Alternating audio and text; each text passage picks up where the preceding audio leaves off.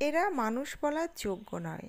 আরজিকর কাণ্ডে সৌরভ গঙ্গোপাধ্যায়কে নিয়ে প্রকাশ্যে সরব অভিনেত্রী শ্রীলেখা মিত্র। ঠিক কী বলেছেন অভিনেত্রী, বিস্তারিত থাকছে প্রতিবেদনে। চ্যানেলে নতুন থাকলে চ্যানেলটি সাবস্ক্রাইব করবেন। আরজিকর কাণ্ডে শুরু থেকেই সরব অভিনেত্রী শ্রীলেখা মিত্র। ঘটনার প্রতিবাদে সাধারণের সঙ্গে পা মিলিয়ে পথে নেমেছেন অভিনেত্রী।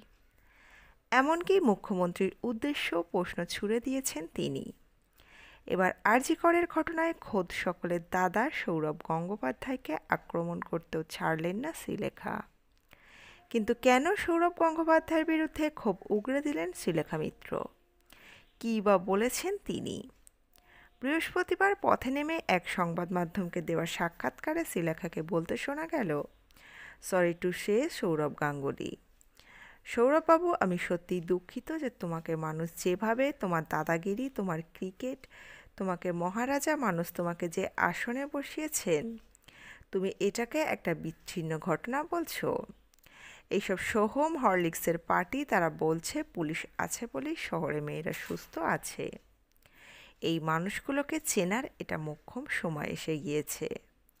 যে মানুষগুলোকে আমরা উপরে রেখেছি তারা মানুষ বলার যোগ্য নয়, তাদের টেনে নামিয়ে আনো নিচে। শ্রীলেখার এই বক্তব্য সোশ্যাল মিডিয়ায় উঠে আসতেই তাকে সমর্থন করে লোকজনের কমেন্টের বন্যা বয়ে গিয়েছে। কেউ লিখেছেন, তুমি সত্যিই সাহসী দিদি। তো কারোর মন্তব্য, একদম ঠিক কথা বলেছ দিদি। কারোর বক্তব্য, সৌরভ গাঙ্গুলির মতো স্বার্থপর আর আত্মকেন্দ্রিক ব্যক্তি আর দুটো হয় না। আগে খুব সম্মান করতাম, আর করি না, ছি। কেউ লিখেছেন, সৌরভ গাঙ্গুলির মতামত দেখে খুবই মর্মাহত হলাম।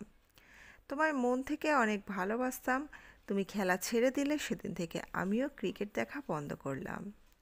তুমি একজন আদর্শ মেয়ের বাবা, তোমার মুখে এই কথাটা শোভা পায় না। যে মেয়েটি এত নির্যাতন সহ্য করে মৃত্যুর কোলে ঢলে পড়ল, তার জন্য একটুও কষ্ট হলো না তোমার? এমনই অজস্র মন্তব্য উঠে এসেছে। কিন্তু আরজিকর কাণ্ডে বহু মানুষ যখন প্রতিবাদে সুর চড়িয়েছেন, তখন ঠিক কী বক্তব্য রেখেছেন সৌরভ? সৌরভ বলেন, আরজিকর মেডিকেল কলেজ এবং হাসপাতালে যে ঘটনা ঘটেছে তা অত্যন্ত দুর্ভাগ্যজনক।